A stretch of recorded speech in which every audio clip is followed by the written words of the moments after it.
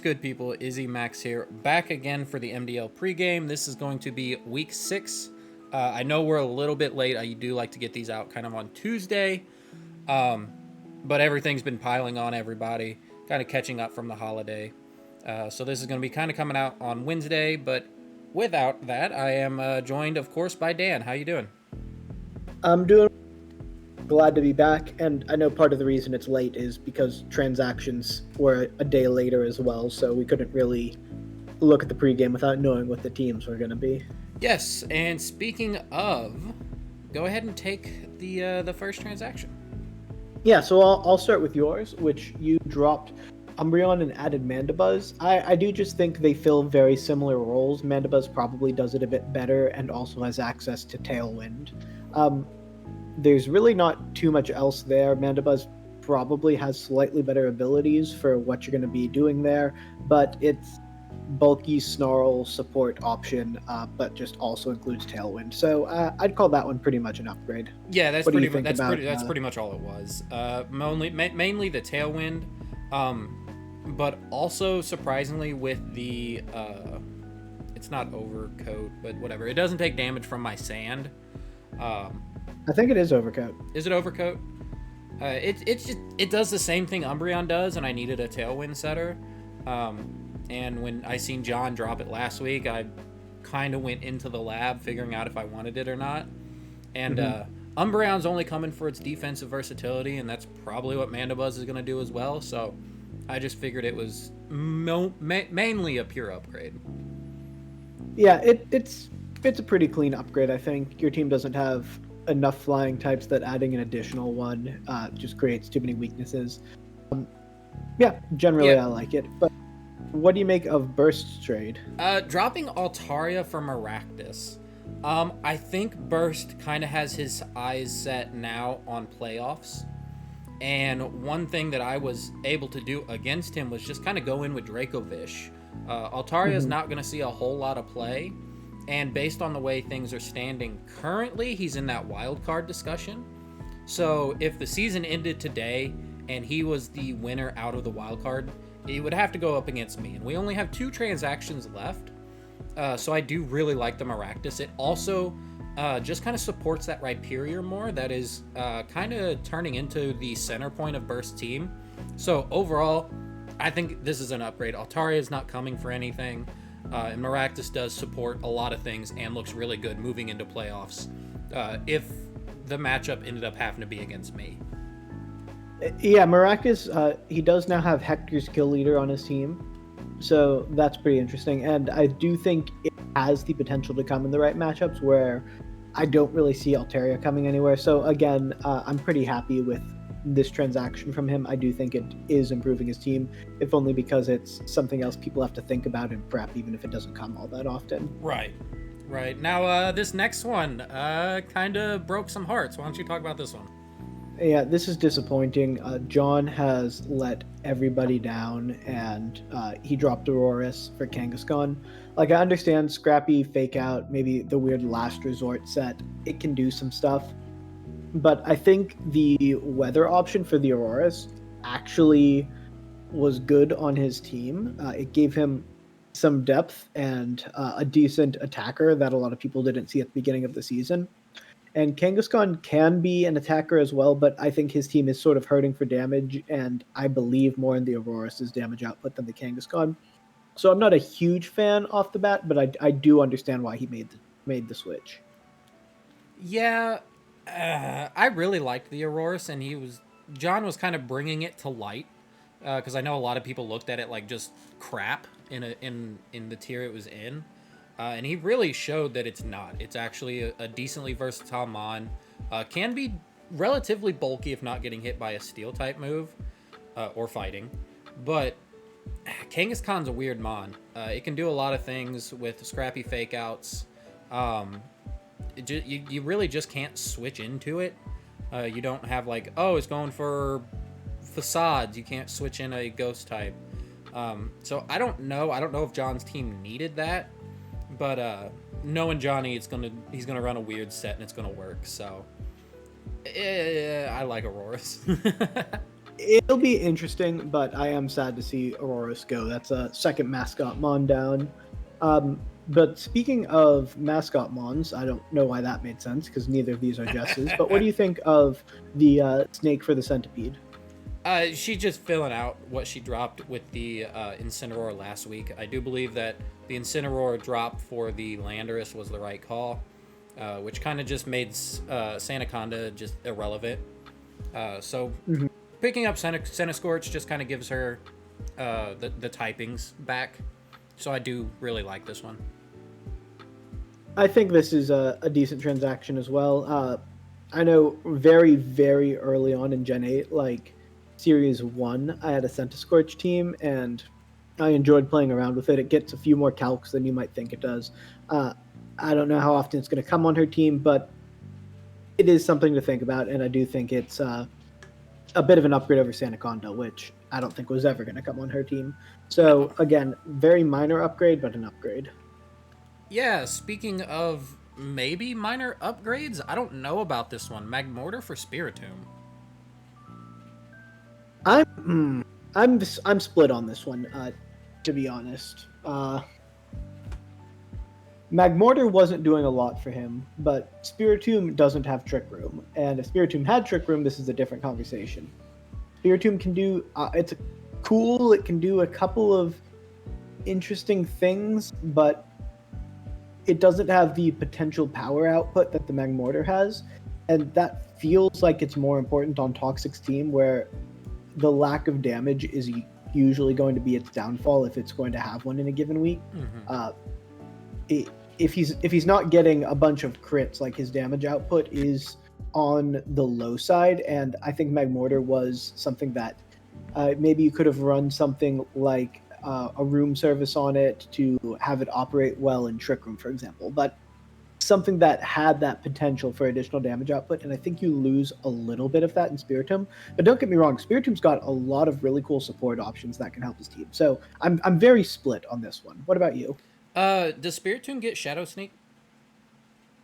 I don't know for certain off the top of my head, but to me it would make sense if it does. If it does, this is a proc for Dragapult, potentially.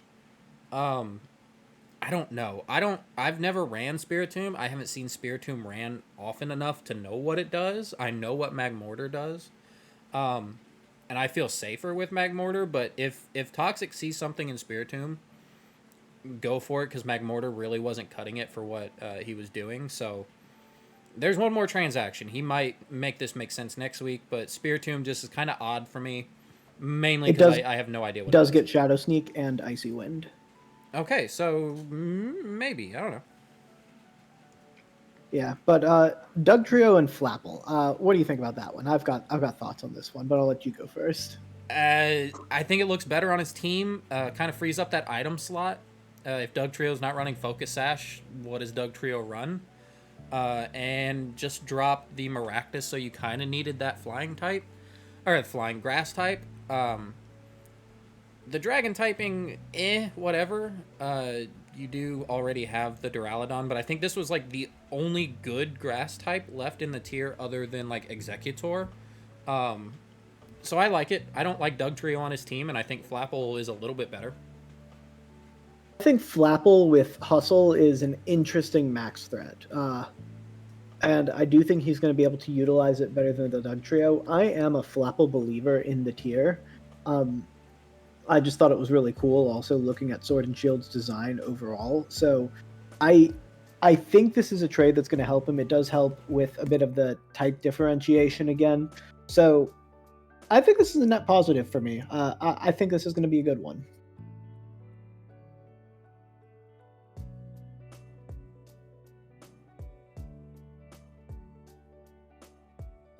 Oh, I went silent. I will edit that out. But moving on to our first matchup, we have Toxic versus Matt. Why don't you go ahead and take this one? Yeah, we've got a really interesting matchup here. Toxic coming off a big win, and Matt being one of the two coaches that remains undefeated. This is going to be a very interesting head-to-head. On Matt's side, I have the Regidrago, because while it doesn't hit the Clefairy, it does threaten a lot of what Toxic wants to do next to the Clefairy, and I think that if he's able to get a fast Regidrago out, it threatens the Pult, it threatens the Blastoise. It might not pick up Okos on those as max options, but it can really chunk something and then have something else come in the back and max and start to get momentum. So I think the Regidrago makes its second appearance this season this week, and I'm not sure if it hits all the calcs into max options, but I think it hits enough of them that it is threatening in the Toxic's team. But on Toxic's side, I think this Blastoise is actually going to be the way to go this week. I think it's got better offensive potential capabilities than anything else on his team into Matt's team particularly. And maybe the Shell Smash variant, maybe a more support variant, but I do think that the Blastoise has to put in work this week for Toxic to compete this week. What do you think about the matchup? Yeah, so I picked the other big threat that Matt has in the Celesteela. Looking at Toxic's side, there's not really a whole lot that actually hits it. Your main electric type is Togedemaru, which isn't really doing it. And then you just dropped your fire type. So you don't really have consistent ways to hit the Celesteela. But on that other end, I have Dragalge for Toxic. And outside of like Mamoswine and Regidrago, there's not a whole lot that Matt can really do to check Dragalge's offensive pressure. Granted, Dragalge is relatively slow, but I think it could be a difference maker in this match if set up correctly. Mainly because if Toxic can set up like Trick Room, Matt's team doesn't really want to operate under Trick Room outside of that Cursula and I guess Audino. But this is going to be a rough one for Toxic in particular. But I believe if he can get set up correctly, he has a chance to actually take this one away from Matt. Yeah, I agree with that. And I also think the Crocodile could be a key role player because it does deny a lot of what Matt wants to do, even though it's Intimidate. Matt's entire team is basically Intimidate proof, but I do think the Crocodile, just the typing and stats on it, can work to deny a lot of his runaway options if you position it the right way. Right. Moving on, we have Burst versus Grant. So this is really a match for wildcard placing at this point. Grant just picked up his first win. Burst is kind of on a tear right now. But for me, I picked a weird one in Mr. Rhyme. So it actually kind of checks a lot of what Grant wants to do with that ice coverage. The Landorus, the Venusaur, Azumarill kind of drops to a freeze dry. It gets moves to kind of hit the Musharna. Drampa doesn't really want to take anything. Steelix has paper thin special defense. So I just think the Mr. Rhyme can be kind of important here. Alternatively, I picked Venusaur for kind of the same reasons. Burst has shown that Rhyperior is kind of the main source of offense for the squad, and Venusaur is faster, but can kind of take some of those hits that Rhyperior is going to dish out at first. So if Grant can kind of get maybe not even the Sun set up, but denying Burst a chance to get the Sand set up for that special defense boost, I feel like Venusaur can kind of just run through. You do have to be careful with the Naganadel and the Talonflame, but I think Grant has options to kind of check both of those mons, specifically with what you chose. So why don't you go ahead and talk about Landorus and Jellicent? It hits this entire team for a lot. If you max it, Max Quakel, Oko, Naganadel, it'll come close to Okoing Rhyperior, and the Intimidate helps there. It'll kill the Magnezone. It's got Max Rockfall for the Talonflame. It's got Max Airstream for the Urshifu. Morgrim's not living anything. It could potentially even run Max Bug for the Mesprit. The Jellicent, the reason I have it there is because it can tank most of these hits and hit it back with something. Mr. Rhyme may be able to hit it, but it can also hit Mr. Rhyme really hard, especially with something like a Max Rockfall. Sceptile doesn't like Max Airstream. Maractus doesn't like Max Airstream. Like, I don't know. Landorus just looks like it goes in against this entire team except for Jellicent, which is why I think the Jellicent's important, because he's got to stop this Landorus from just leading off and picking up 3 KOs, or coming out in the back and just doing a nice 2v1.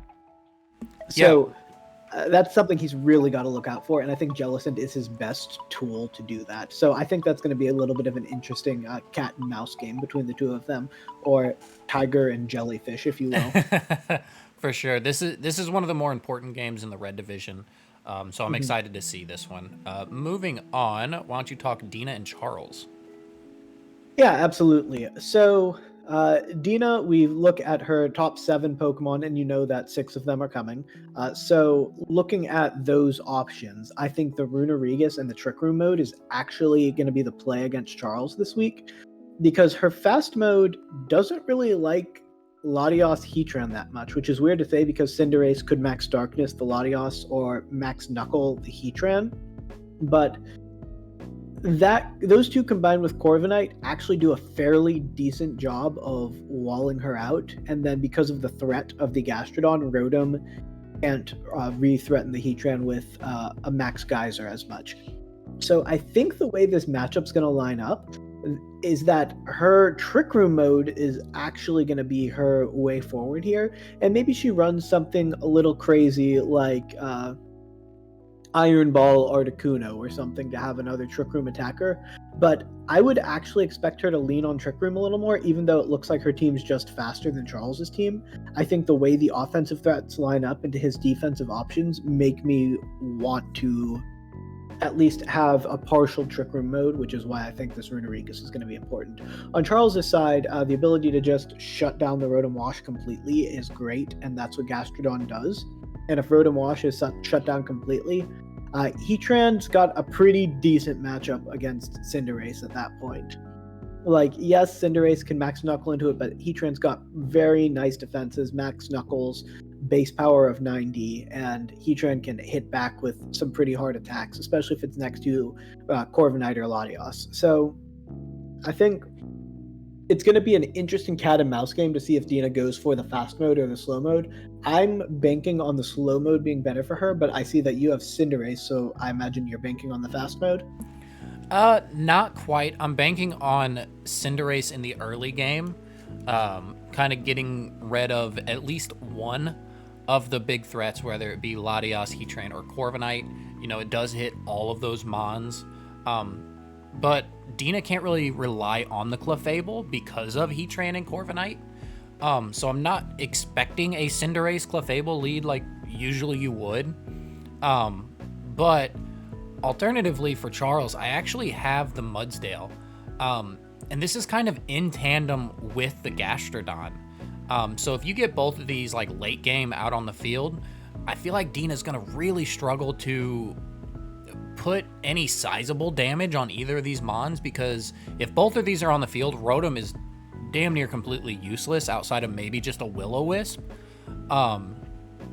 S-Cav's not going to be wanting to take max fighting moves or maybe a Heat Crash or something. And these two Mons, the Gastrodon, which what you picked, and the Mudsdale for me, just kind of check a lot of the late game setup options that Dina has. And I feel like the defensive mode that Charles can put on the field is a little bit much for Dina's kind of hyper offensive fast mode.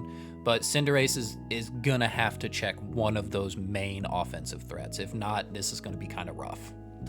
Yeah, one thing that I think could be really interesting this week is if Lurantis makes an appearance. It's already made one. If Lurantis makes a follow-up appearance, I should say. Because I think Lurantis kind of goes in against the two Mons we think are really important on Charles's side. Mm-hmm. So that could be something to keep an eye on this week. For sure. Next up it's just you. Me versus Hector. Okay, so looking at Hector's team, the Dracovish hits a lot. Like, even just Vicious Rend. It hits Charizard, it hits Alecki, it hits Persian, probably kills the Klefki, definitely kills the Aerodactyl, probably kills the Poltegeist, and the Pikachu. I think that there's enough power that a late game Dracovish or even an early game Dracovish can take out 2 or 3 Mons and really shift this into your favor. And I think the best counter for Hector out of this is Dynamaxing Flapple, which is a new addition to his team that I love. But with Hustle, I think it can threaten to KO the Dracovish back and isn't really threatened by the Dracovish itself. It is weak to the Hawlucha and potentially the Tapu Lele as well. But otherwise, it's got decent defensive typing against you and enough damage output to be threatening. So while I would favor you due to how much damage it looks like Dracovish can do, I think this Flapple actually has a chance to put in some work and turn some heads this week, and we'll go for like multiple apples. So I'm very happy about that. But what are your thoughts on this matchup?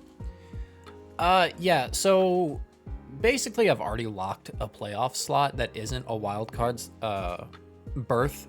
So what I'm going to be doing is completely unknown even to me. But yeah, Flapple is one of the things that I'm actually really worried about. On paper, you wouldn't really think so because I do have the Lele, I have Blacephalon, I have Mandibuzz, Hawlucha, Toxtricity, even the Mr. Mime. But a late game Flapple is definitely capable of sweeping me. Alternatively, some of the things that I really have to look out for with Hector is going to be the Klefki and the Persian. His support options can kind of do a hindrance to me, mostly the Persian because it can operate in that psychic terrain that I have. Granted, it really doesn't want to take a hit from said psychic terrain mon, but it is very capable of just kind of messing with a lot of my offensive Pokemon. So I'm excited for this match. I'm, like I said, don't really know what I'm doing in particular. I wanted to use some of these mons that I haven't really used. But I'm ultimately going to try to win. Like I'm not going to just throw. But yeah, I don't know what I'm doing yet. Matchup. What's up? I said it'll be a fun matchup, definitely. Yeah, it will be. I'm gonna have fun with it, and I think Hector has fun with every match he plays. So, moving on, we have Jess and Hunter.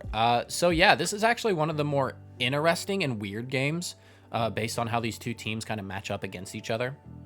For me, I picked Jessica's newest addition in the Landorus Eye. I feel like it just kind of goes in on everything. And Hunter has to kind of guess if it's going to be Life Orb Sheer Force or if it's going to be Max Sand Force. Landorus Eye, it hasn't ever been drafted in this league. And I have a feeling that we're going to see reasons why it should in the future. I think it matches up really well against Metagross, Thundurus. Not so much the rain mode, but I think Jess has other answers to that. Can hit the Snorlax, hits pretty much everything that isn't this rain mode. And I think it's actually a very important and crucial mod depending on how she wants to run it. Alternatively, as weird as it sounds, I think Hunter's Trick Room mode is actually relatively important. If Stack Attacker can kind of get checked in like maybe an early game, if it's an early game mod for Jessica, the Snorlax Scrafty kind of just go in and they do get facilitated by this Dusknoir. Alternatively, Jessica doesn't really have solid ways to hit the Dusknoir outside of a Mimikyu. So I'm excited to see how both of these teams kind of prep, because I really do think it's going to come down to a prepping matchup more than a playstyle matchup. Matchup, and we were a lot on the same page. I almost picked Landorus as my selection this week as well, but just staring down Muddy Water Kingdra sort of scared me off of it a little bit, because I do think Muddy Water Kingdra is a good bring this week. So if I was looking at the Trick Room matchup, if I'm Jess, I'm pretty heavy on the Slowbro this week because it is good into that rain mode as well. And it has options to hit everything on Hunter's team. So I think it's the best setter and maybe even the best Trick Room sweeper this week, although Stack Attacker's got some potential discussions for that as well, which is part of why I think Hunter's Scrafty is going to be very important. If you remember back to game 1 last week, he positioned Scrafty really well throughout the game, and it sort of led him to having the advantage in the late game there. So I think Jess is going to be able to get Trick Room up if she wants it, so he's going to have to rely on Scrafty positioning, surviving with it, and finding a way to mitigate damage until he's able to sweep late game with the rain mode, which I think is going to be his most consistent option this week. But I do think this will be a pretty interesting matchup, and there is disagreement between us about who's going to want the Trick Room mode more, who's going to want the fast mode more. So I think this is going to be a fun building puzzle for the two of them. Oh, yeah, for sure, for sure. Moving on, why don't you go ahead and take Ryan and John? Yeah, so looking at Ryan and John's matchup, this is the first time I've picked Moltres this season. And I think it's pretty obvious why. It goes in on a lot of John's team, especially the parts of his team that deal damage outside of the Regirock. I do think just getting Moltres set up next to Indeedee, or even just maxing it immediately and going for some airstreams, has the potential to spiral very quickly in Ryan's favor. But I think the best answer for that for John is the Regirock, which is a good offensive option. I think next to Comfey, it's got some opportunity to do some nice things, and it hits a lot of Ryan's team pretty effectively. So I think this is a matchup of two different styles of offensive mode, and whichever one is going to be able to go off more efficiently than the other is going to be very much favored this match between those two. But I think they are, in terms of offensive matchups, I think they're the two best things offensively. But I see you picked a Registeel and Rillaboom. I'm really curious, especially about the Rillaboom, because to me it doesn't look like it has a great matchup this week. So Rillaboom is only here to get rid of the Psychic Terrain. I feel like the way John plays the Psychic Terrain is kind of a big hindrance. It was when he played me, the other Psychic Terrain user. And Rillaboom didn't really match up to me relatively well. I do think it has a decently better matchup here, because you are checking the Marowak, the Slowking. Frostlass isn't taking a Grassy Glide. Raikou can maybe take one, and Indeedee isn't going to be taking it either, relatively well at least. So I do think just overriding the terrain is actually big for John here. Outside of that, Registeel actually matches up incredibly well outside of Volcarona and Hitmonlee, which are usually early game leads for John. So if Ryan can kind of check those two with that Moltres, I think Registeel just kind of sits in the back and just kind of laughs because it really can't be taken down. For John, I actually almost wanted to pick the Mantine because it does have a relatively good matchup. You know, Ice Beams, setting the rain can be kind of good here. Also, just being bulky and maybe setting up a Tailwind. But I do really think it comes down to a terrain war, since John really does have like Comfey, Meowstic. Those can do some relatively good things into that Moltres. Granted, I know Moltres is a dark type, but the terrain is actually really inhibiting John's priority. I mean, I just played John. I know how important the priority was, and I felt like the terrain really hurt him in our match, so I feel like the terrain, again, will hurt him here. And Registeel is just a huge defensive threat that can kind of just sit there and not take any damage.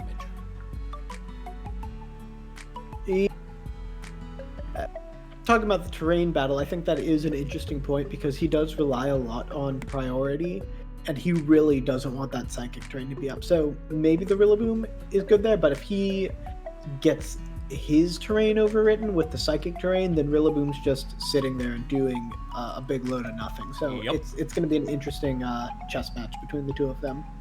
Oh yeah, for sure. This would be our last one, so what is your game of the week? Ooh, this is a tough one. For me, it's either got to be Grant versus Burst or Dina versus Charles. They're both going to be really important for playoff positioning in the long run, and matchups of teams that I think everyone's got pretty close to one another in personal power rankings right now. So I think they both have the opportunity for fireworks and that sort of long-term playoff leverage. So those two, I'll call them my joint games of the week. But what about for you?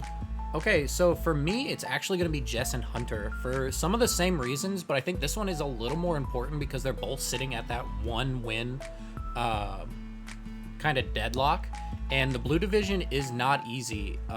You have your 3 top players are relatively in the top 5 or 6. I think after last week, they are clearly in the top 5. And then you're competing with Charles, and these two are actually competing for that 5th spot. Toxic is down there as well, but Toxic, I think, plays Matt. Just on paper, that's a relatively hard matchup for Toxic just because of the differences in records. But these two coaches right here, this match could decide who's actually taking that last wild card slot. So I do think this one, excuse me, is very, very important.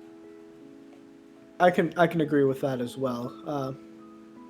The blue division is very tough this season, so I can see where if you fall into that 1-win hole after week 6, you might not be coming back from that. Yep, but that's going to do it for us. Week 6 is going to be really interesting. Week 7 is going to be the last in-conference match. So be looking out for those. And any closing words, Dan? After week 7, the slaughter begins, and it'll be most excellent. 100%. But no, I'm looking forward to getting into out of conference matches, and I think this week's going to be pretty fun for everyone who's playing in it, which is not me this week. So I'm going to be enjoying my week off. Yep. All right. Well, we will see you in the next one. So, peace.